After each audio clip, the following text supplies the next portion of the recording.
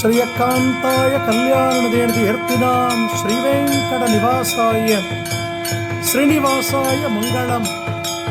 தென்னாங்கூர் க்ஷேத்திரத்தில் இது புரட்டாசி 2வது சனிக்கிழமை. நமது பாண்டுரங்க சுவாமி திவ்யமானதொரு அலங்காரம், திருப்பதி ஏழுமலையான் போல திவ்ய அலங்காரம்.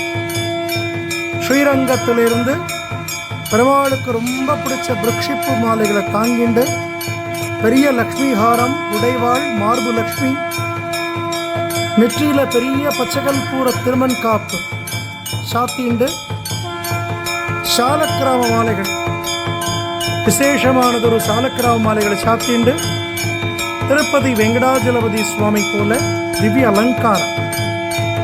தாயார் ரகுமாயி தாயார் இந்த வாரம் செந்தூரப்பட்டு கட்டிண்டு சதுர்புஜங்களோட அமர்ந்த திருக்கோலத்தில் பத்மாவதி தாயாராக, பத்மாசனியாக திவ்ய தரிசனம் கொடுக்கிறார்.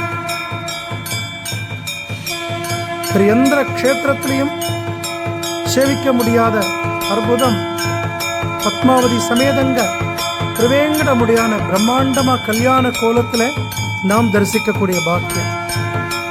உற்சவர் கோவிந்தராஜ பெருமாள் இந்த வாரம் வெண்பட்டு கட்டிண்டு கருட வாகனத்தில் எழுந்துள்ள போற சுவாமி வருதான். 7 மலையேறி தரிசிக்க வேண்டிய திருவேங்கட முடியானையும், மலை இறங்கி தரிசிக்க வேண்டிய பத்மாவதி தாயாரையும் ஒரே கர்ப்ப கிரகத்தில் இந்த தென்னாங்கூர் க்ஷேத்திரத்தில் நம்ம சேவிக்கலாம்.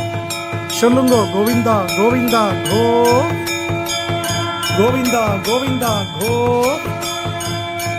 பாத தரிசனம் பாப விமோச்சனம்.